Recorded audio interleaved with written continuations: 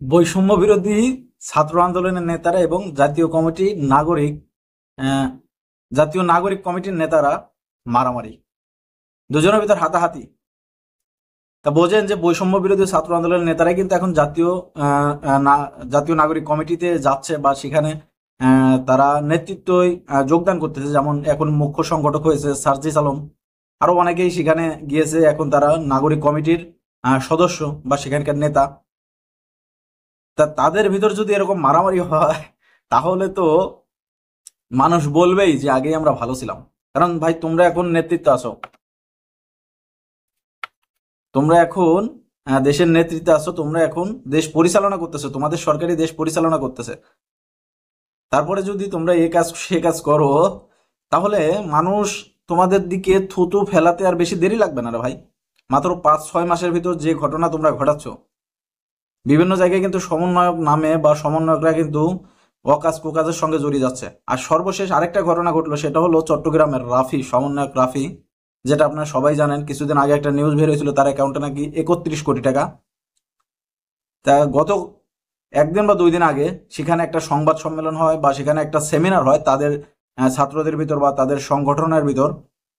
সেখানে কিন্তু হাতাহাতি মারামারির ঘটনা ঘটে। কেউ বলছে সমন্বয়ক রাফির কর্মীরা সমন্বয়ক হান্নান হান্নান আব্দুল্লাহ মাসুদের গায়ে হাত তোলে।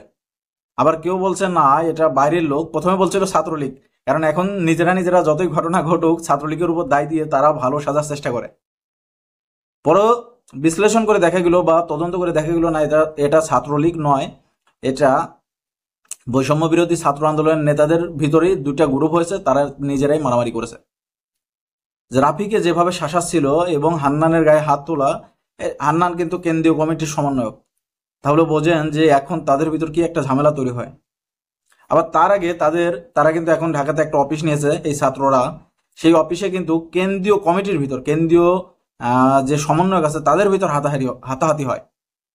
পরে বলছে না, এখানে কোনো হাতাহাতি হয় নাই, কিছু হয় নাই। অথচ সাংবাদিকরা দেখাচ্ছে 3 জন হসপিটালে, একজন নিঃশ্বাসে এনেছে অক্সিজেন দিয়ে। তাহলে বোঝেন যে তারা কোন পর্যায়ে চলে গেছে। কারণ এখন তাদের নিচে যারা আছে তারা দেখতেছে, উপরে যারা আছে তারা কোটি কোটি টাকার মালিক হয়েছে, গাড়ি বাড়ি কোনো কিছুর অভাব নাই, বিলাসবহুল জীবনযাপন। আমরা কেন পাবো না? আমাদেরকেও দিতে হবে। যখন এই উপরওয়ালারা তাদের পছন্দ মতো একটা কমিটি দিচ্ছে, সেই কমিটি তারা গ্রহণ করতেছে না, অবাঞ্ছিত ঘোষণা করতেছে যে আমরা নেতৃত্ব ছিলাম, আমরা রাজপথে ছিলাম, এখন কমিটিতে অন্য লোকজন, এটা আমরা মানবো না। তারা যতগুলো কমিটি দিয়েছে সারা বাংলাদেশে, তার ভিতর কিন্তু প্রায় 80% কমিটি তারা অবাঞ্ছিত ঘোষণা করেছে অন্য সমন্বয়করা বা অন্য ছাত্র নেতারা বা অন্য ছাত্ররা। তারা বলছে আমরা বৈষম্য বিরোধী ছাত্র আন্দোলনের সময় রাজপথে ছিলাম, আর এখন কমিটি দেওয়া হচ্ছে, এখন যাদের নেওয়া হচ্ছে তারা তো কোথাও ছিল না, তাদের কোথাও দেখা যায়নি।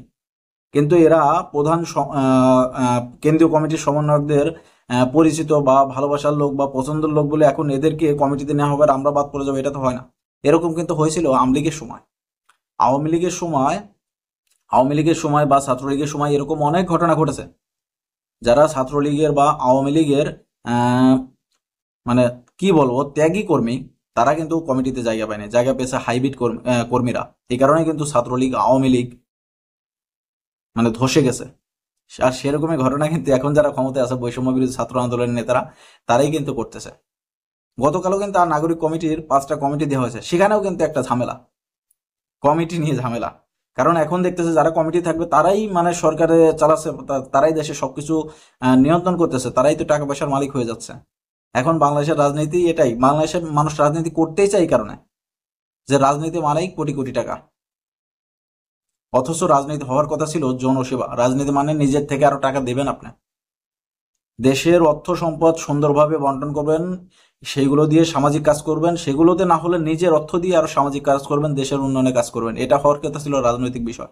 কিন্তু আমাদের দেশের রাজনীতি হচ্ছিল, রাজনীতিতে কোনো একটা নাম লেখাতে পারলেই টাকার গাদি, লক্ষ লক্ষ কোটি কোটি টাকা, যেটা এখন সমন্বয়করা হয়ে গেছে। বিলাসবহুল জীবনযাপন, সকালে একটা গাড়ি, বিকেলে আর একটা গাড়ি। তা ভাই তোমরা যদি এরকম করতে থাকো বা এরকম হতে থাকে তোমাদের কমিটি নিয়ে, তোমাদের নিজেদের ভিতর, এতদিন শোনা গেছে কিন্তু বাইরে অমুক জেলায় তমক জেলায় যাদের নাম কোনো টিভি চ্যানেলে আসতো না, যেসব সমন্বয়কদের কেউ চিনতো না, আর এখন কিন্তু কেন্দ্রীয় সমন্বয়ক, যেমন হান্নান আব্দুল্লাহ মাসুদ, তিনি কিন্তু মুখ্য সমন্বয়ক কেন্দ্রীয় কমিটির। তারপরে রাফি, যিনি চট্টগ্রামের মুখপাত্র, তো তাদের গায়ে এখন হাত ধরা হচ্ছে। তাহলে এই সার্জিস, হাসনাত এরা মার খেতে আর বেশি সময় লাগবে না। আবার কিছু কিছু জায়গায় দেখা যাচ্ছে মেয়ে সমন্বয়ক যারা, তারাও কিন্তু এইগুলোর সঙ্গে জড়িয়ে যাচ্ছে, হামলা মামলার সঙ্গে জড়িয়ে যাচ্ছে, মারামারির সঙ্গে জড়িয়ে, হাতাহাতির সঙ্গে জড়িয়ে যাচ্ছে। তারা আগে দেখা যেত যে তারা পিছন থেকে মানে করতেছে, কিন্তু এখন তারা সামনে থেকেও মানে হাতাহাতি এটা ওটা করার চেষ্টা করতে, কারণ তারা জানে যে যদি এরকম করি আমরা একটা উপরে চলে যেতে পারবো, আর উপরে গেলেই তো জীবন লাইফ সেটেল, জীবন আর কিচ্ছু করতে হবে না। কারণ বাংলাদেশের এখন যে অবস্থা, আপনি যদি একটা দুইটা বছর এরকম ক্ষমতায় থাকতে পারেন, জীবন আর কিচ্ছু করতে হবে না, এগুলো দিয়ে আপনার জীবন পার হয়ে যাবে।